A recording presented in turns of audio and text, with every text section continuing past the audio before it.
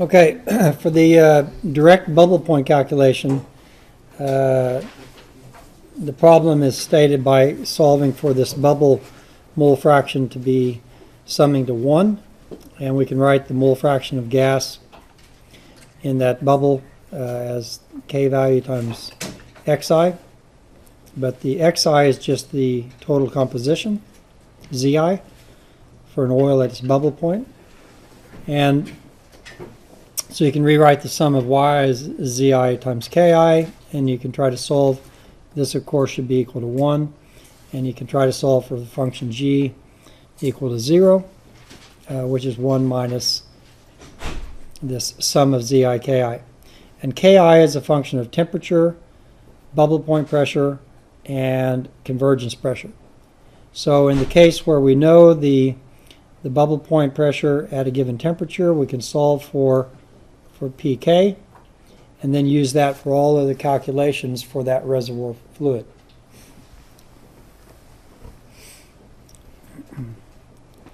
It's essentially equivalent, as we just showed in the last hour, to solving the Rashford-Rice problem, but forcing the vapor fraction to be equal to 0. And solving this particular equation is a little bit more straightforward, though it does also have some challenges because you don't necessarily know whether you have a bubble point or not. If you start at a temperature out here and you try to solve the bubble point calculation, you may not find one. Okay? And so the lack of knowledge of whether you have a bubble point or not, maybe it's a dew point, or maybe you're out here where there's no solution at all.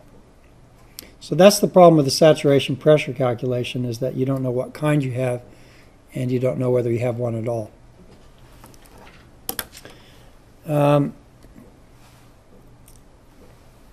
So this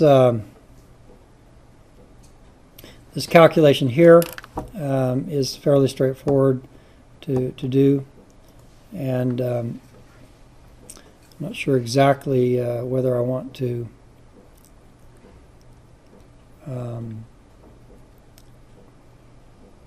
create this solution for you or let you do it as part of, I think, this next problem.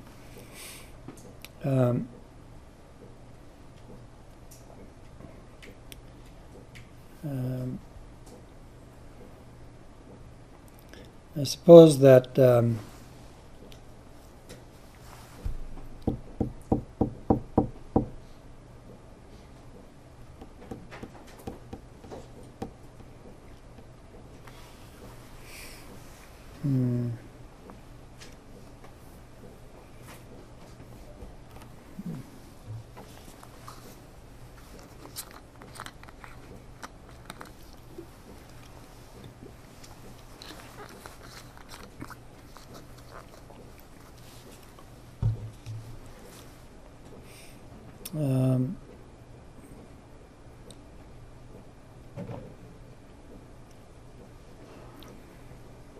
I don't know. It's up to y'all whether you want me to do it or not. I mean, I think you can figure out how to structure the solution. If you you don't need the C column. You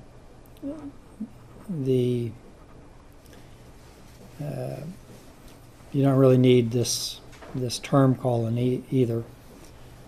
So those you could, if you just made a copy of this sheet, you could just get rid of those two columns. And you don't really need the F, V, and min. You don't need these here. Otherwise, you do need pressure and temperature, convergence pressure. You need all the equations that are here. And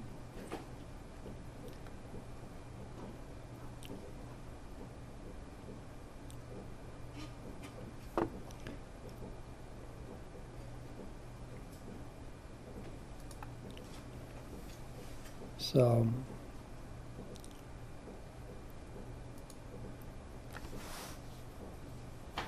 I don't know. Are there any questions about how things have been done, or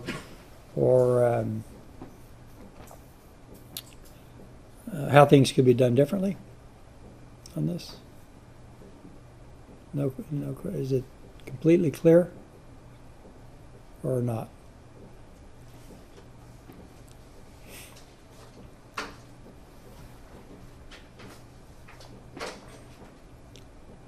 have like a general question. So Yeah. we calculate this whole, do the whole calculation to find out the bubble point or bubble point pressure to see. I don't sort of miss the point, I guess. Well, that was kind of like why we started with this sketch here.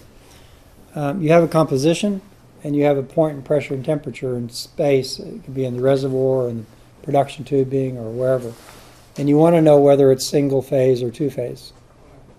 So that answers the question, this flash calculation. And if it is two phase, then it tells you how much of each phase in their compositions.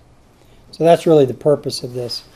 And this is used really in all areas, from reservoir through production, surface processing, pipe flow, transportation. It's used everywhere. So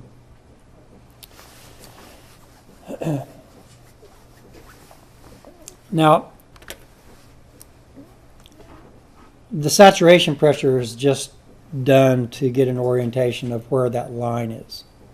Okay, it's just kind of an orientation calculation.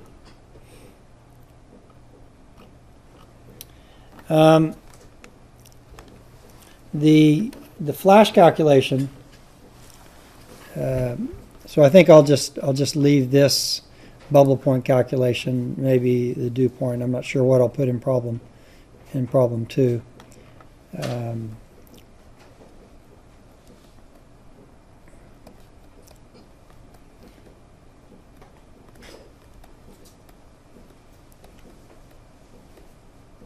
But this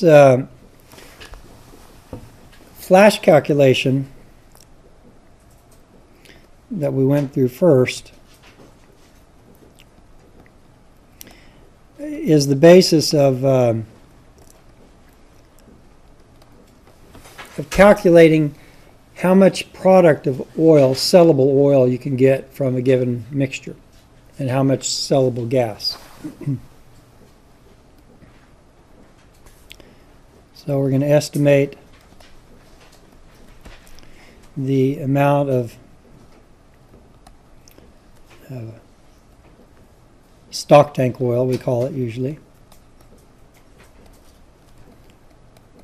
selling at, what is it, $115 per stock tank barrel today, or whatever the price is today, and surface sales gas, selling maybe at $3.50 per 1,000 standard cubic feet. So the flash calculation is typically applied to find this this measure of what becomes oil at a higher price and what becomes gas at a lower price, in a sense. And the way that's typically done is that you start with saying that if you take out of the reservoir your composition and you make a separation, typically not at standard conditions but at some higher pressure and temperature, of what's called the primary separator.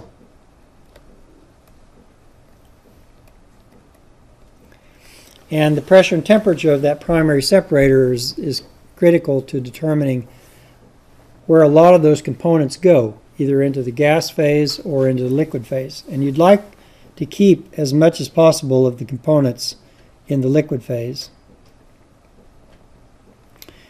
And what leaves as gas will generally stay as gas, because once the component moves into the gas phase, it costs a lot of money to try to extract that out back as a liquid phase again. So that first separation process is important to moving as many components as possible into the liquid phase. Now that liquid phase will be typically processed again at a lower temperature and pressure, where more gas will be removed, more components will be moved into a phase that is a low value phase, the gas, and often this will then go towards or close to a final condition, which is the standard conditions or stock tank conditions at SCC and PSC. And you might get a little bit more gas off of that. Sometimes that's called VOC, kind of like it's just vaporizing off the stock tank oil, and you get our final barrels of stock tank oil. And we typically just say that what becomes gas remains gas. It's put into a pipeline and sold. Even though you could conceivably put in a refrigerator here and try to extract some of those components back in to a liquid phase.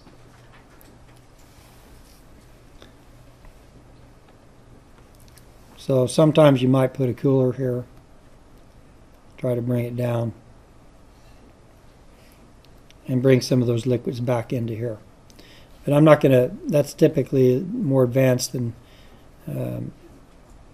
what we're going to talk about now. So this is the standard type of surface separation process.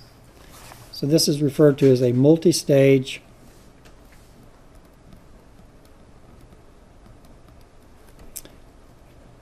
surface separation process.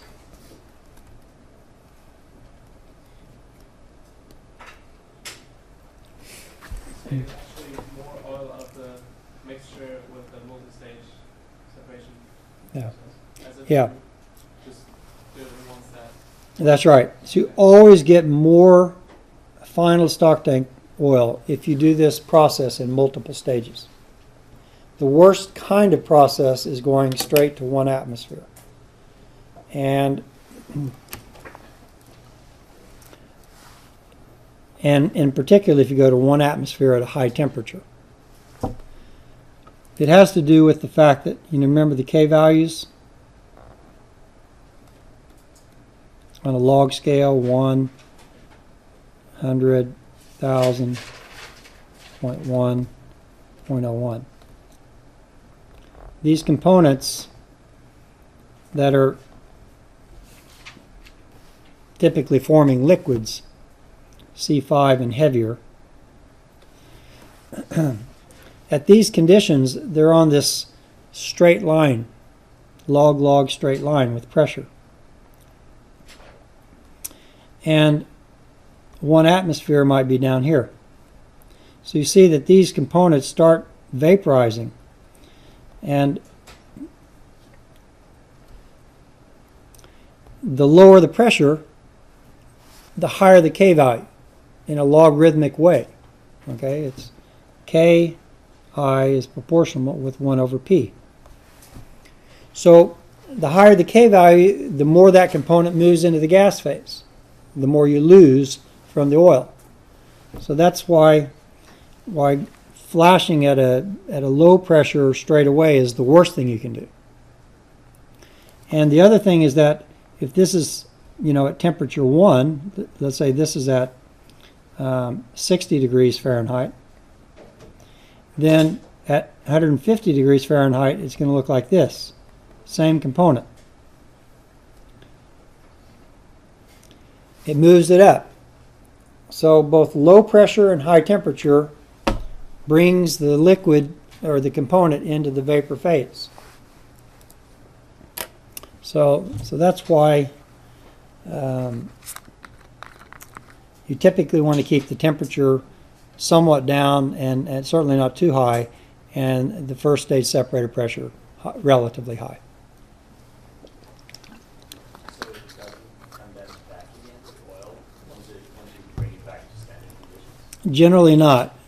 And usually you don't bring it back to standard conditions because you have to go into a pressure of the pipeline. Might be 40 bar, 80 bar, 100 bar.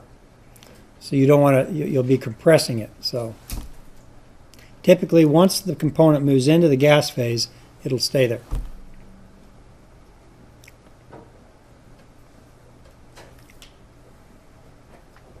And to make this calculation, you have to do a flash here.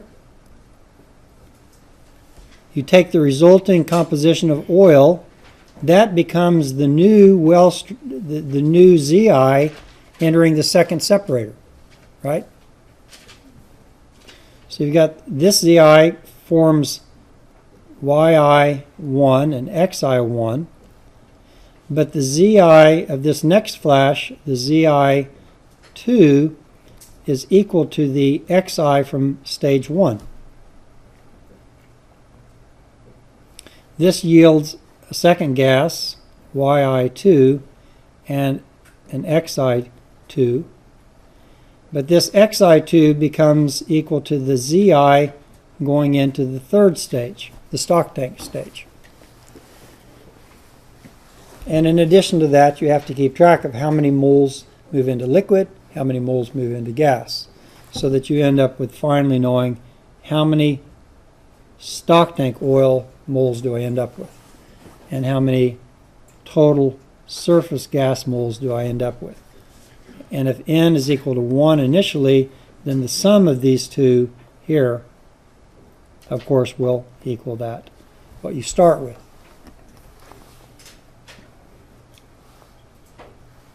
So this involves 3 flashes where each flash has a new Zi going into it. It has a different Zi. Zi1 is given. That leads to Xi1 and Yi1. But the Xi1 becomes the Zi2 into the second stage. That flashes off at Yi2 and an Xi2. And the final Xi2 becomes the entrance to the final separation stage, Zi3. So there are 3 of these flash calculations. So to do it in Excel, you'll have to have 3 sheets doing the same thing, but you'll have to transfer from the first sheet to the second sheet some of the compositions and some of the moles. Okay?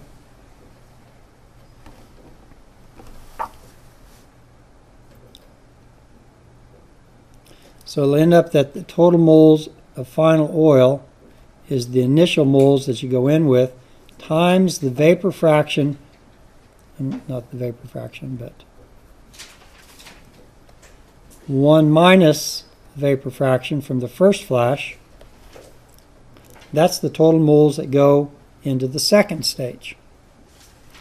From that, we get 1 minus vapor phase 2 that goes as oil to the third stage. And that third stage flashes into 2 phases, and we get the final vapor fraction. So this is the total moles of surface oil, and the total moles of surface gas is just N minus NO,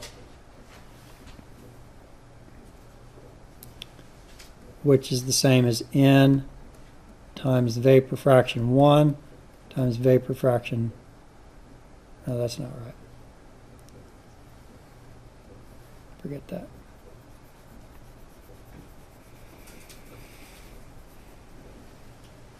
Okay. So you have this accounting on the moles.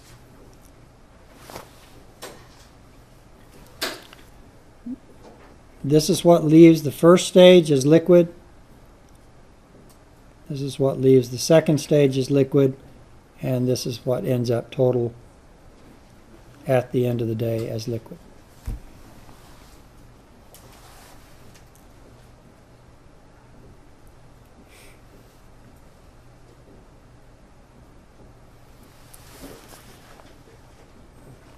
And then you get the volume of the gas. This is easy. It's our 23.68 standard cubic meters per kilogram mole. times the moles that become surface gas. And the oil volume is just the number of moles times what? Moles to mass. How do we get that?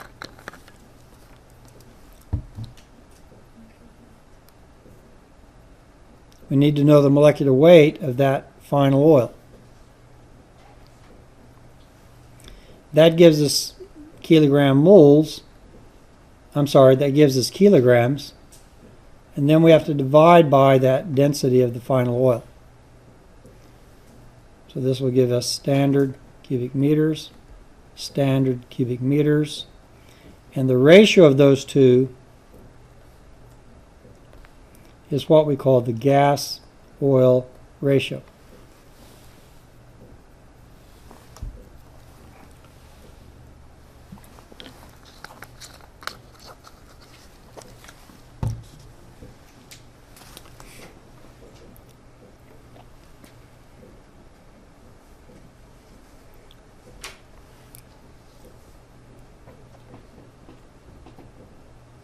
Okay?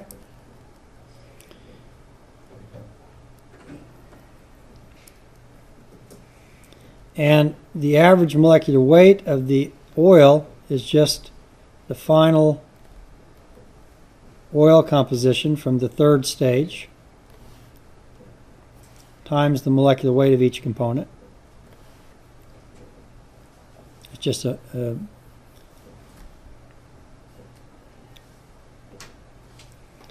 and the density of the final oil can be calculated as this same term here, which gives, in a sense, mass, divided by approximately the volume of those same components, divided by this is the liquid density at standard conditions of component I, and those you find in Appendix A. Or for the C7 Plus, we know it from the lab report.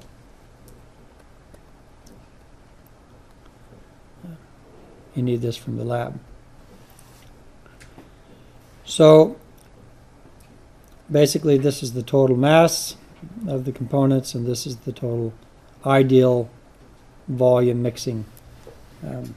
What this lower part is saying is that if you take 1 liter of benzene, gasoline, and 1 liter of diesel, you mix them together, you get 2 liters of mixture.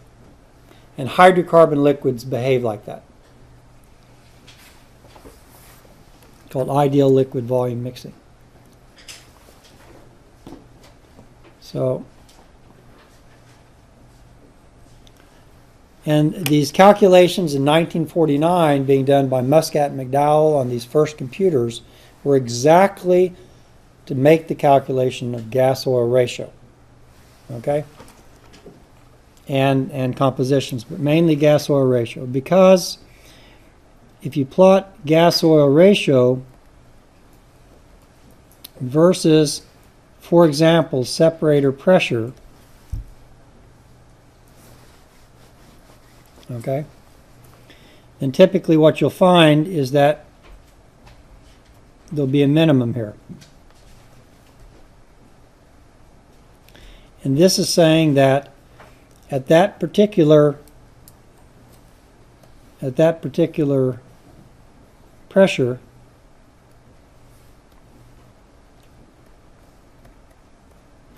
it's optimal. Why is it optimal? Because it's yielding the greatest amount of sellable $114 oil of what's coming out of the ground. And all you're doing is manipulating this first stage pressure. And you might have this as well for temperatures. You might have this might be for P separator 125 degrees Fahrenheit. And at a higher temperature it's higher, maybe with a different, and maybe at a lower temperature it might even be something like that. So this might be at 80 Fahrenheit and 150 Fahrenheit. So there's typically both a pressure and a temperature that will optimally give you this best liquid oil recovery.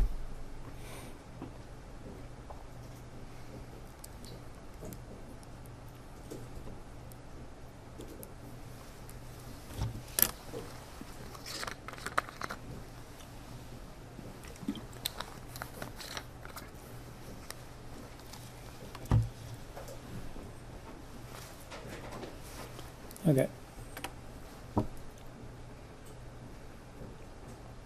The lowest gas oil ratio is the most efficient process. Okay.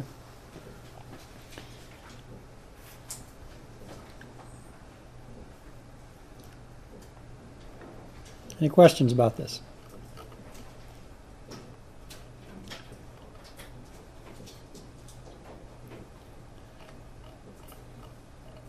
Now,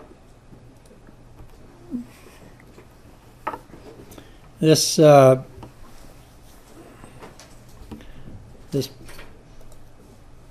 I'm going to do here is I'm going to say step 1, and then I'm going to copy this .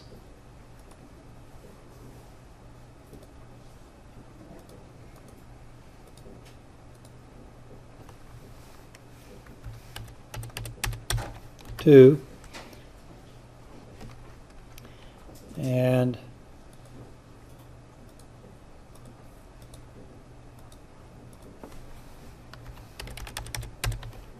three.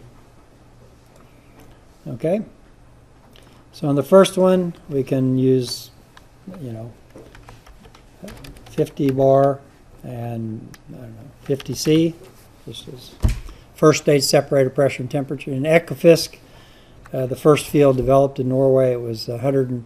It was about 100. It was 1,000 psi. So it was about 70 bar, and it was 155 Fahrenheit. Okay, so we'll just put 70 there. That was what they found is to be kind of an optimal system. We'll leave the convergence pressure alone because that satisfies our okay. So then we can go through this and try to solve this to be 0. We use the goal seek. I want to make that 0. Changing that.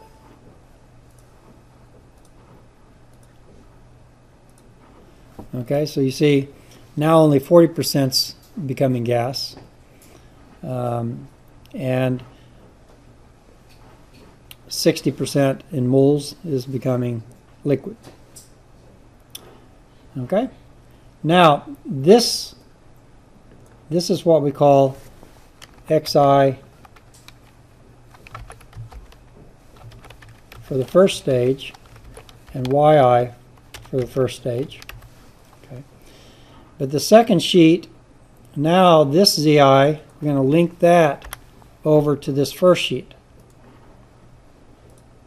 See?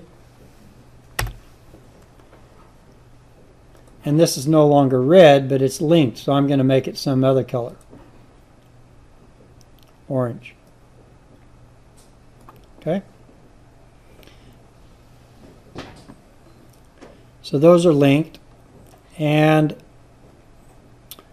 let's say the second stage is going to be 20 bar and 40 C.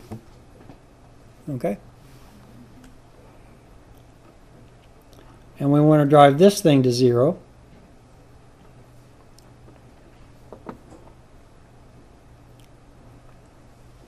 We'll use the goal seek again. We want this to be 0 by changing this guy. So now it's saying of the oil that comes into the second separator, only 12% goes off as gas. Okay? The rest moves on to the final stage with this composition. So that's XI2, and this is YI2.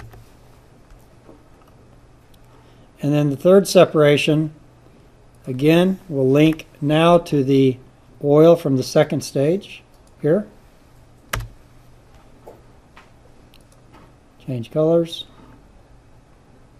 Burnt orange, that's the color of University of Texas. Don't like that. Okay, who cares? And now we're going to go to standard conditions. Stock tank. And the sum is not at all close to what it should be. So we're going to use this goal seek again. Driving it to 0 by changing this guy. And it worked a while. And now it says of that oil moving from the second stage into the third stage, another 15% went into the vapor. And we've got the final stock tank oil composition. And what you can see is that there's essentially nothing of the methane. Well, essentially methane. When they put it in the tankers and they put them on the ships, that's the stuff that's vaporizing off into the atmosphere. Of course, methane is about, what, 25, 30 times the evilness of CO2 per mole in terms of the global warming. So this is what we call volatile oil components that are kind of coming off of a stock tank oil, tanker oil. But anyway, we end up with this final composition. We could calculate its molecular weight and its density and get its volume. We know the vapor fraction from each of the three stages. It was 0.4, 0.15, 0.12, and 0.15. And you can go back into this this little formula here to get the oil moles and the gas moles.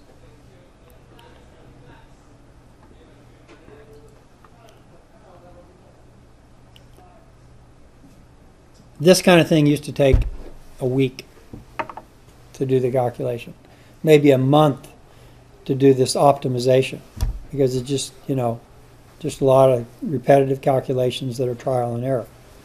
The goal seek, it looks simple and everything now, but in the old days it was this is what engineers spent their time, weeks and months doing. So. This is the most efficient in determining the multiple composition. So basically you usually would change that first pressure in order to maximize the amount of final oil moles that you get. You want to try to maximize NO by changing that first stage pressure.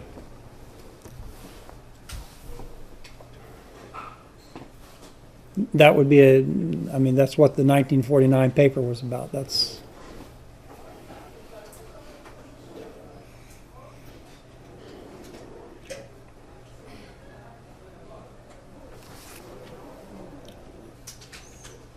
okay. Yes. The last formula for density and molecular weight, the fractions are step number 3 or not? Could you just repeat a little bit louder?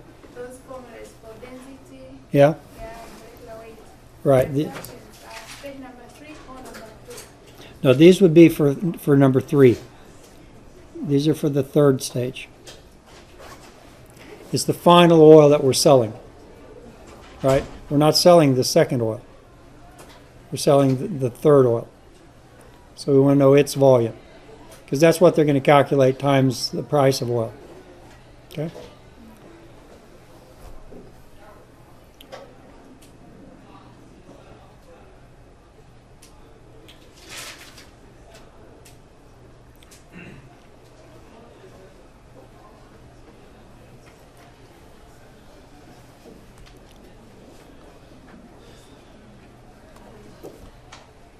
Okay? Sorry, sir. Yeah. So what's about the density of LSCI component? Okay, that's coming from your Appendix A. It's just your surface gravity, specific gravity. Specific gravity. It's the density at standard conditions of the oil. So it's this essentially the specific gravity. So you see you've got it for all the different components. Even for propane and ethane that are really not liquids. But if you found those components in the stock tank liquid, they would have these apparent densities.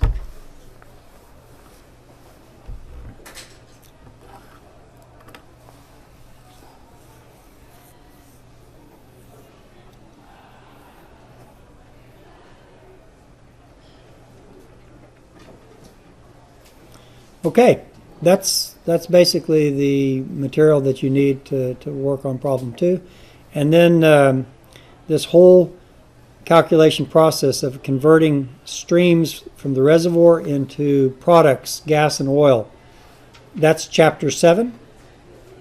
And it's much of what we're doing in chapter 6, the laboratory experiments, and certainly chapter 7, the so-called black oil properties, are nothing more than just bringing these reservoir fluids to the surface and expressing them in terms of gas-oil ratios. So.